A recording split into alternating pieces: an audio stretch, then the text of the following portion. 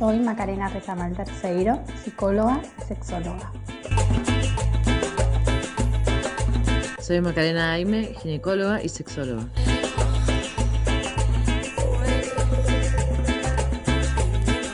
Maki, Maca, ¿cómo andan? Hola, ¿cómo estás? Todo muy bien. Acá estamos con un clima hermoso. El resto de la Argentina, un calor insoportable. Estaba mirando recién Tartagal, 55 grados de térmica. ¿Cómo anda por allá, Maca, por el norte? Bueno, por acá frío, frío, se acerca el invierno, así que bueno, preparándonos para otra estación. Están bien en lo opuesto. ¿Cómo se vienen preparando? ¿Mucho frío o cómo viene la mano después de todo este lío que hubo con el tema del gas y que todavía sigue estando por ahí? La verdad que complicado porque las personas como que no saben bien cuánto va a venir en la cuenta, entonces están racionalizando bastante el uso del gas porque no se sabe, es como te llega la cuenta y te pueden venir 200 euros, 100, 50, no se sabe, entonces complicada la verdad. Sí, se viene un invierno fulero allá en el hemisferio norte, sobre todo en Europa. Pero bueno, hoy nos trae este encuentro de día jueves, cambiando la fecha, y ya nuestra última columna de este año. Se nos ha ido el año, así que hoy ya despidiéndonos, ¿no? Sí, fue un buen año. Maca no dice nada, se quedó, la perdimos. La perdimos un ratito. Sí. Bueno, Maki, contanos un poco entonces de qué vamos a estar hablando hoy para cerrar este año. Y sobre todo esto que me decías hoy más temprano, el tema de la fisiología de la respuesta sexual masculina, como para empezar a charlar un poquito. Sí, habíamos pensado que como yo soy ginecóloga y trabajo más con mujeres, siempre nos enfocamos quizá un poco más en lo femenino, o al menos yo, entonces nos habían quedado ahí colgaditas las disfunciones masculinas. Así que nos interesaba un poquito explicar cómo funciona la respuesta sexual masculina, como para después ahondar en las disfunciones más frecuentes.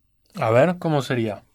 Bueno, la respuesta sexual masculina fue escrita en 1970 por Master y Johnson con 4 fases bien marcadas y esta se sigue usando al día de hoy, que son la fase de la excitación, donde comienzan un montón de cambios generalizados en el cuerpo, que se acelera el ritmo cardíaco, aumenta la presión arterial, se acelera la respiración, y a nivel local, a nivel genital, empieza a haber lo que hay una vasodilatación, o sea que se abren unas arterias, entonces el cuerpo del pene, que tiene 3 estructuras, 2 cuerpos cavernosos y un cuerpo esponjoso, los cuerpos cavernosos se llenan de sangre porque se abren las arterias y las venas tienen como unas válvulas que no permite que vuelva a bajar la erección, ¿sí? Entonces está esta etapa de la excitación en donde empieza a haber una erección y todos estos cambios generalizados. Después pasa a la fase de meseta, que es este estado de excitación un poco más avanzado, inmediatamente anterior al orgasmo. Después tenemos el orgasmo, ¿sí? Donde hay eyaculación, que sale semen del pene, y después está la etapa de resolución, donde vuelve todo a un estado base, y los hombres tienen, esto que nosotros no tenemos, las mujeres no tenemos, que es el periodo refractario, ¿no? Que es el tiempo que se necesita para poder volver a lograr empezar todo este ciclo de nuevo, y que este periodo refractario va cambiando a lo largo de la vida y va cambiando acorde a cuántas veces tiene erecciones la persona, y también se va alargando fisiológicamente a medida que aumente la edad. Así que esas son como las 4 fases que tenemos. Pero una cosa que me parece que está bueno aclarar es que es algo habitual y saludable que a lo largo del encuentro sexual el hombre pueda perder la tumescencia, la erección del pene, y después volver a lograrla de nuevo, ¿sí? O sea que haya una disminución de la erección transitoria no significa nada, la mayoría de los hombres les sucede y después vuelven a lograr una buena erección y pueden completar con estas fases. Bien, hablando un poco de las disfunciones en sí, entonces, ¿cuáles son las más frecuentes o las más comunes que podemos llegar a ver? Sí, nosotros siempre hablamos hay 4 disfunciones, ¿no? Sería la disminución del deseo, la disfunción eréctil, o sea, la falta de erección, y después en trastornos de eyaculación tenemos eyaculación precoz y la eyaculación retardada o falta de eyaculación. Pero sí, la verdad es que las más frecuentes y por ahí las más fáciles y que están bien para hablar hoy serían la disfunción eréctil y la eyaculación precoz, ¿no? que son quizás las que más escuchamos hablar. ¿Por qué suelen darse? Hay un montón de causas, nosotros acá lo vamos a ir separando en causas orgánicas y causas psicógenas, ¿no? Maca, si la recuperamos, iba a contarnos un poco de las causas psicógenas, y yo quería simplemente contar, la disfunción eréctil es la incapacidad para conseguir o mantener una erección con la suficiente rigidez como para llevar a cabo relaciones sexuales satisfactorias. Que me gusta esta definición por sobre otras porque me parece que es como un poco más amplia, ¿no? O sea, independientemente de cuánto tiempo le lleve a cada persona una relación sexual satisfactoria, digamos, si para esa persona logra mantener la erección para poder llevar a cabo, eso ya estaría como funcional. Y las causas de esta disfunción eréctil pueden ser muchísimas. Acá sí tenemos por ahí más causas médicas y otras psicógenas. Pero lo que nos parecía importante también remarcar es que por más que la causa sea orgánica, siempre hay un componente psicógeno. Porque si una vez la persona no logra la erección o cada vez empieza a lograr erecciones menos rígidas, esto empieza a tener una consecuencia psicógena que hace que después preste atención y entonces aumente la ansiedad y en cada encuentro empieza a prestar más atención a ver si logra o no logra la erección. Entonces, más allá de que hay muchas causas que son orgánicas, siempre está este componente psicógeno y por eso siempre es importante trabajar también sobre eso. De las causas orgánicas tenemos distintas alteraciones hormonales que disminuyen la testosterona, por ejemplo, las distintas medicaciones y después todo lo vascular, viste que yo recién hablaba que esto necesita de una buena estabilidad de las arterias y las venas para lograr una buena erección.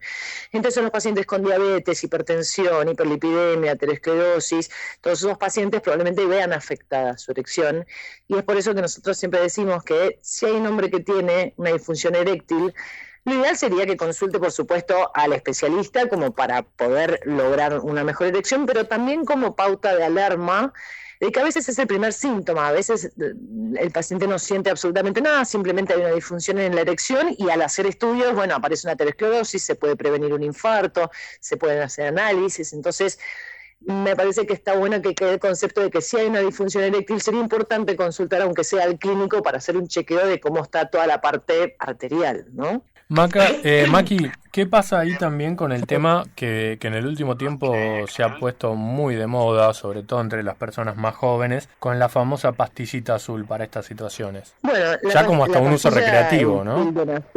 Sí, es que el sildenafil la verdad es que tiene pocos efectos adversos y pocas contraindicaciones, o al menos efectos adversos que son tolerables, y en cierta manera te asegura una buena erección porque genera la vasodilatación de las arterias, entonces por más que uno esté ansioso o con algunas dificultades psicógenas, es como que esta medicación hace que inevitablemente las arterias se secreta más óxido nítrico, se dilatan más las arterias, entonces circula más sangre, ¿no? Entonces es un riesgo también, ¿no? Porque si uno empieza a depender de eso, ¿no? Lo empieza a usar de forma recreativa, lo toma una vez, lo toma 2 veces, logra erecciones un poco más rígidas, entonces le gusta, entonces lo vuelve a tomar y después por ahí empiezan a perder seguridad. El día que no tienen la pastilla empiezan a tener miedo de que pueda llegar a no funcionar de la misma manera y esa ansiedad, ese fenómeno que nosotros hablamos de autoobservación, de estar pendiente y atento a ver si sucede la erección, esa es la causa psicógena de la disfunción eréctil, ¿no? Eso es lo que hace que después no pueda tener una erección, quizá aunque tenga las arterias en buen estado. Maca, ¿te recuperamos? ¿Estás ahí del otro lado? Ahí va. ¿Cómo puede afectar entonces todo esto desde la parte psicológica? Como decía Maki, más allá de que las causas sean orgánicas y fisiológicas, en general en el consultorio yo suelo trabajar muchísimo con lo que es con lo que son los pensamientos, con las creencias, pero sobre todo la ansiedad. La ansiedad cumple un rol fundamental en estas dos disfunciones que son las que nos estamos enfocando ahora, que es la eyaculación precoz y la disfunción eréctil, porque repercute también cómo la persona se predispone, ¿no?, a ir al encuentro sexual. Si tuvo una situación en donde no tuvo una erección deseada o eyaculó antes de lo deseado también, probablemente al segundo encuentro esté muy condicionado, y eso suele pasar, y yo eso lo estuve viendo muchísimo, sobre todo en mis pacientes también más jóvenes, vamos a decir, no sé, Bueno, entonces esto, cómo la ansiedad repercute en la respuesta sexual, ¿no? Entonces ellos suelen presentarse como al encuentro ya condicionados, ¿no? Por este mandato de que tienen que funcionar. Porque también, como hablamos siempre, estamos en una sociedad en donde la sexualidad durante muchísimos años era básicamente enfocada en el placer masculino. Entonces el pene tiene que funcionar, sea la eyaculación o sea la erección. Entonces que no funcione genera un gran problema a nivel de la autoestima y a nivel del desempeño, que se pone en juego como toda la estructura vincular, ¿no? Tanto de una pareja con el miedo a la infidelidad, porque no funciona, o tanto en el encuentro de parejas casuales. Entonces se tiende a dos cosas que me parece importante como destacar. A la evitación, o sea, evito el encuentro erótico por miedo a que no suceda o que no tenga una erección, o que la eyaculación sea antes y que mi pareja no me desee más. O suele pasar mucho que, y por otro lado, se pierde como esta capacidad de poder jugar antes del coito, porque dicen, bueno, si ya tuve una erección, quiero penetrar rápido por las dudas de que se me pierda, ¿no? Entonces eso termina afectando el vínculo sexual al fin y al cabo, porque no se comunica con la otra persona y aparece ya de por sí el miedo, la autoobservación de estar constantemente pendiente de cuándo eyaculo o cuánto me dura la erección, y eso hace que se pierda la posibilidad de percibir las sensaciones, que eso es uno de los problemas, por ejemplo, de la eyaculación precoz, ¿no? La falta de percepción del propio cuerpo. Y el aumento de la ansiedad también lo que genera es que baja los umbrales de sensación. Entonces es como que se genera esta desconexión con los sentidos. Entonces uno se pierde del presente básicamente y está pensando en qué va a pasar.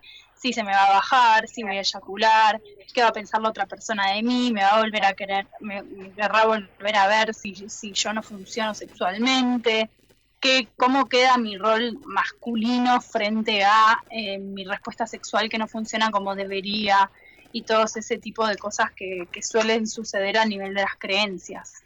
¿Y todo esto se puede trabajar? ¿Cómo se trabaja o ya es un caso perdido? No. Se puede trabajar. No, vamos a ver esperanzas, Pablo. Se trabaja, lo solemos trabajar muchísimo en el consultorio, pero como te decía, sobre todo a nivel de lo que son de lo que es el pensamiento. Trabajamos también con esta idea del coitocentrismo, ¿no? Como con esta idea de, bueno, poder focalizar la atención en otras cosas que no sea únicamente el coito y que no sea el pene el centro del encuentro erótico, ¿no? Porque también cuando le ponemos toda esa responsabilidad es que aparecen estos miedos previos.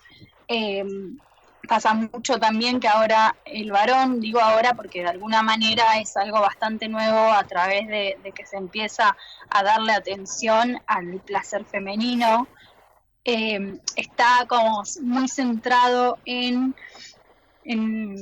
tener la responsabilidad del placer femenino, ¿no? Entonces ahora es como todo volcado a eso, no todas las personas, obviamente no vamos a generalizar, pero entonces eso, o sea, tener la responsabilidad del placer femenino hace que se genere también un nivel elevado de ansiedad, de ejecución, porque en realidad no te corresponde, ¿no? Digo, es un acto de 2 o 3 o las personas que están involucradas y cada uno es responsable de su propio placer.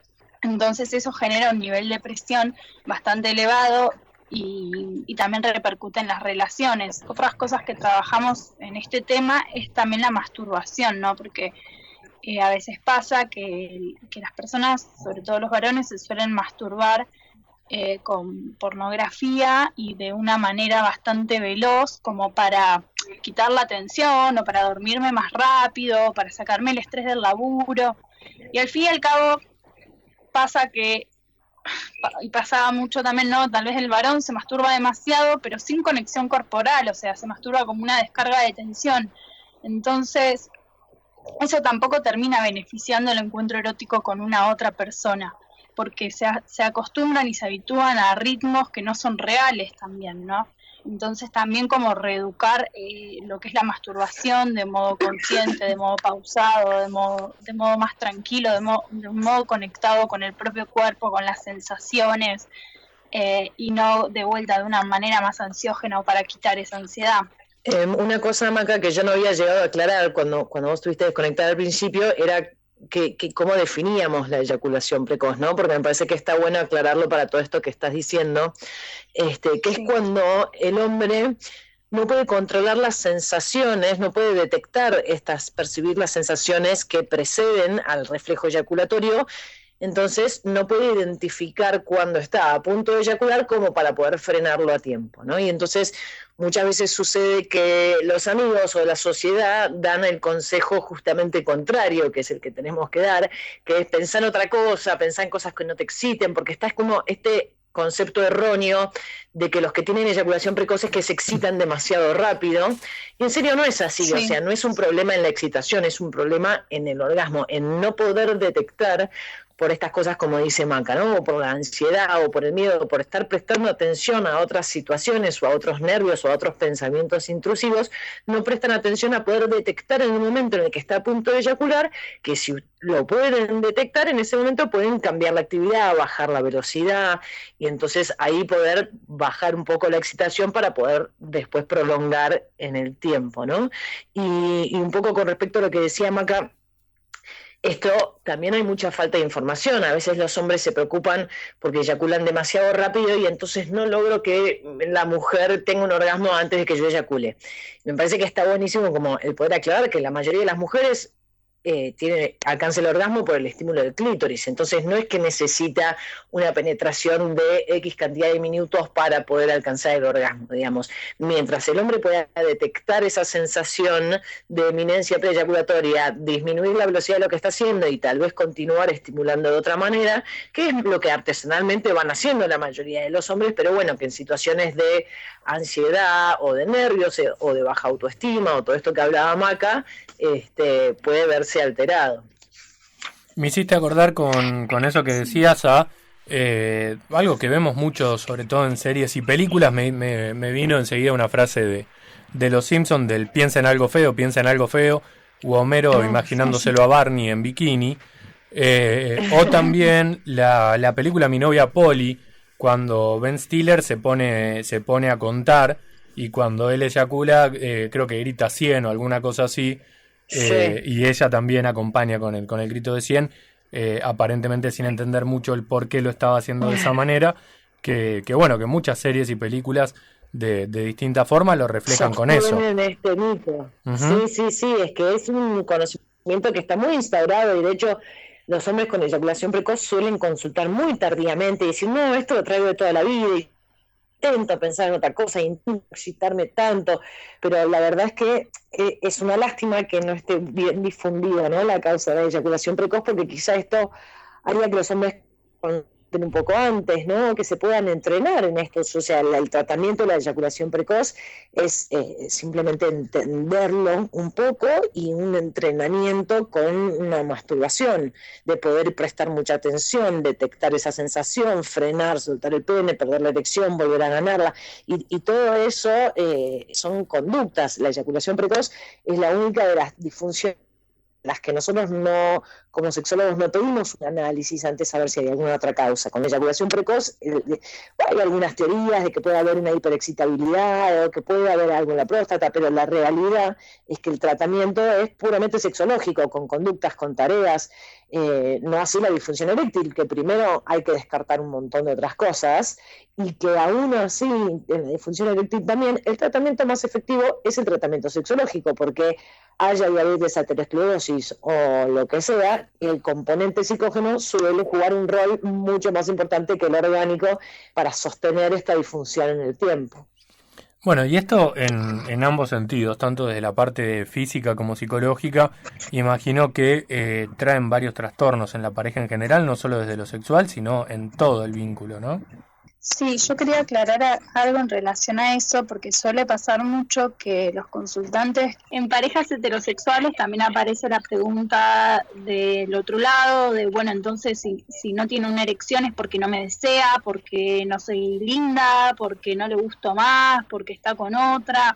Aparecen como muchas dudas en relación a esa otra persona, ¿no? Y si bien nosotros en la terapia sexual siempre abordamos la disfunción como un sistema que sucede en esa pareja o en ese momento en particular, no significa que una falta de erección, no significa que la otra persona no te agrada o no te gusta, así como tiene que ver con un montón de otras causas que son las que fuimos mencionando. Pero pasa mucho en las parejas que el varón que no tiene una erección, que pierde la erección o que eyacula antes de lo deseado, se frustra, se enoja y corta el momento.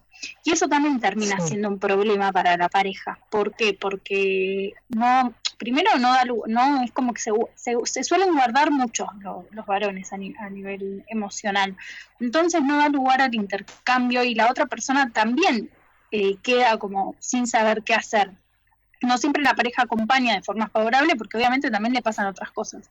Pero entonces en estos casos lo que sugiero en terapia cuando es con parejas y cuando es de forma individual también, es como seguir en el encuentro erótico, intentar o ponerle palabras o seguir con caricias o con un abrazo o con de alguna manera continuarlo, porque si a partir de esa frustración o ese enojo o esa imposibilidad corto el momento y también genero una distancia con la otra persona, eso aumenta el malestar en un próximo encuentro también, ¿no? Porque es como una mala gestión de esa dificultad que repercute en el vínculo a nivel emocional también, ¿no?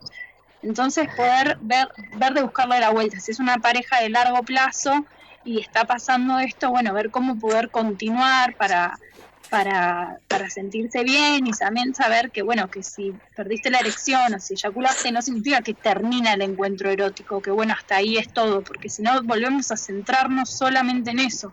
El encuentro erótico tiene un montón de aristas, ¿no? Como lo que hablamos siempre. Consulta por ahí, las dos me pueden llegar a responder. En ese sentido, no sé si hay alguna recomendación general o algo que por ahí se pueda llegar a buscar para una persona que esté en esa situación, no solamente, en realidad, no mirándolo desde el hombre, sino mirándolo por ahí, en este caso, como decías vos recién, Maca, desde el lado de la mujer. ¿Cómo actuar? ¿Cómo llevar adelante esa situación o cómo acompañar para que por ahí no se profundice más o empezar a buscarle la vuelta? Sí, yo quería dejar bien claro que es muy importante que un hombre con disfunción eréctil consulte por esto que yo decía que a veces es el primer síntoma de algún otro problema vascular, entonces sí es importante, pero en eyaculación precoz y en disfunción eréctil en situaciones de estar en pareja, me parece que es súper importante que la pareja consulte al sexólogo, ¿no? A la sexóloga, ¿por qué? Porque la disfunción se da en un contexto siempre, y ahí es donde yo quería, que recién quise remarcar una cosa, que Maca hablaba de todas las consecuencias cuando uno está en pareja y en un vínculo. Pero también se está dando algo ahora, ¿no? Que nosotros estamos viendo, que creo que en varias charlas que tuvimos hablamos de este cambio de paradigma social, ¿no? De lo diferente que eran los vínculos sexoafectivos hace 20 años y ahora, ¿no? Y cómo nos tenemos que ir adaptando.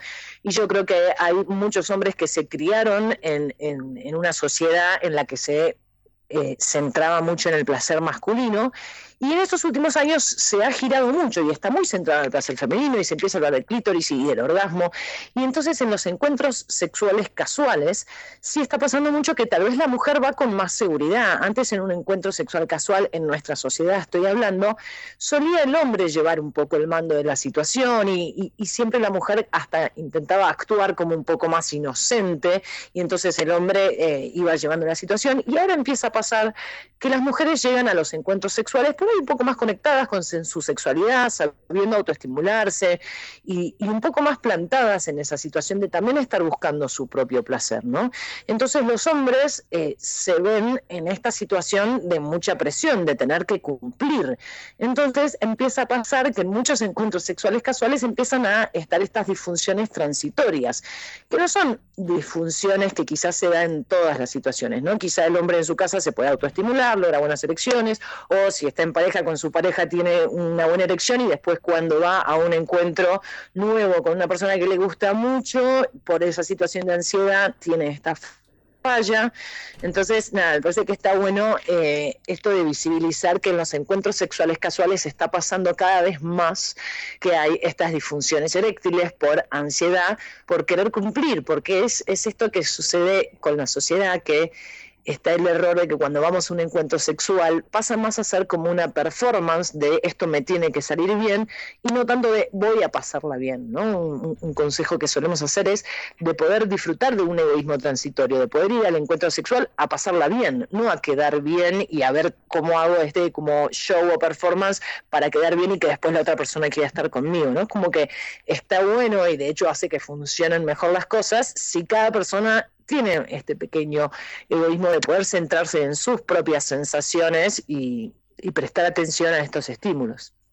Bien, y volviendo un poco a esto que les consultaba recién Maki, ¿cómo se puede llevar a cabo esa situación? Principalmente no a la persona que está sufriendo esta disfunción, sino a la otra que también está compartiendo el momento. Y es esto un poco que decía Maca de la comunicación, de no tomarnos la sexualidad con tanta gravedad. Si un día yo salgo a correr y me esguinzo el tobillo, no es un drama, pero si un día voy a tener un encuentro sexual y no logro una erección, como que pasa a ser algo muy serio y muy grave. Entonces quizá poder la otra persona tomárselo con un poco más de ligereza, hablar, poder poner en palabras estas cosas, ¿no? El poder seguir estimulando otras zonas, este conocimiento de que no hace falta una erección completa y una eyaculación después de X cantidad de tiempo para que la pasemos bien. Poder quitar el foco de lo que es la penetración y la eyaculación, para cualquiera de los dos, ¿no? Si un hombre pierde la erección, bueno, sigo estimulando a la otra persona de esta manera, y si una persona, hombre o mujer, está frente a alguien que pierde la erección o que tiene una eyaculación precoz, poder continuar con el encuentro, poder no darlo por finalizado, sino por seguir divirtiéndose en esa situación y quitarle un poco de seriedad y de gravedad al tema. Y a las personas, si esto es algo que empieza a suceder continuamente, consultar. Bien. Sí, también me parece que está bueno pensar de que si sucede esto, no necesariamente la causa es que la pareja está en crisis o que la pareja no va a funcionar más, ¿no? Como no ser tan determinante y todo a una misma causa, sino poder entender que las causas son variadas, que puede haber una situación de estrés, que puede haber una situación de ansiedad, de miedo al desempeño, que puede, no sé, cualquier situación ajena al encuentro sexual que te puede estar preocupando va a interferir en la forma en que vos te relajás a la hora de tener un encuentro sexual y eso interferir en tu respuesta sexual. Entonces, darte cuenta que hay un montón de causas y que no es la única causa que no le gustas más o que no lo querés más. Entonces esto, ¿no? La comunicación, poder hablar del tema, sea una pareja casual o sea una pareja de largo plazo, va a sumar siempre, como lo remarcamos en cada programa, la comunicación clave. Y el acompañamiento, ¿no? El acompañamiento sin presión, sin la presión de tener que responder de determinada manera, como, bueno, poder quedarse abrazados y que esté todo bien, no que eso sea un problema, que eso sea como el centro del conflicto. Y obviamente que si es algo que persiste, poder consultar a tiempo a una sexóloga o un sexólogo va a aliviar la situación que pueda estar generando esto si se trata de una cuestión de la pareja, de una crisis de la pareja o de alguna cuestión que pueda estar sucediendo realmente con esa pareja, pero poder consultarlo a tiempo me parece que puede ayudar también a que esa situación se destrabe de una manera más sana y que no se agrande el problema como suele pasar, que vienen después de 3 años de estar sobrellevando e intentando determinadas cosas frente a estas disfunciones. Bien, Bueno, Maca, Maki, muchísimas gracias por todo, por habernos acompañado durante todo este año y nos estaremos reencontrando si se llega a dar, ojalá que sí, el próximo año, ya el 2023. Un placer, Pablo. Sí, por supuesto. Nos vemos el año que viene. Y antes de que se vayan, Nos vemos en el- ¿armaron el arbolito ustedes? No. Son de las mías, no son de armar arbolito. No somos de armar. Ahí va. Bueno, ya somos 3 contra 1. Vamos a ver ahora qué pasa acá con el señor. Tampoco mira el mundial. Ahí está, mira. No mira el mundial. Muy bien. Bueno, un gran saludo para las dos. Muchas gracias por habernos acompañado durante todo este año. Y bueno, como les decía, ojalá nos reencontremos el próximo. Dale, gracias, Pablo. Y nos vemos. Fuego